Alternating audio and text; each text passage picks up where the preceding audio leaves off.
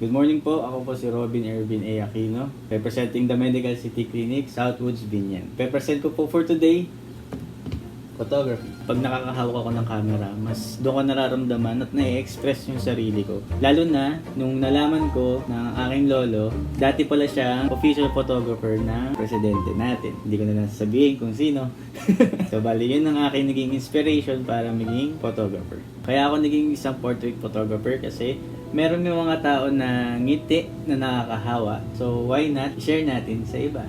Pero ang nakakatuwa kasi sa mga tao, kahit matitindi na or may hirap na ang mga kanilang pinagdadaanan, pero kapag nakatapat na sila ng camera, nakakangiti pa sila. Siyempre, ang pinaka-dream ko talaga is makagawa ng isang portfolio or ng isang album na nagso-showcase ng progression ng aking mga clients or ng patient. Bilang physical therapist po kasi, problema kasi namin sa mga patients is sa unang punta pa lang ng mga pasyente sa amin, makikita mo na agad na malulungkot sila. So, gusto kong ipakita rin sa kanila na yung mga ngiti nilang nawala, mababawi pa rin natin.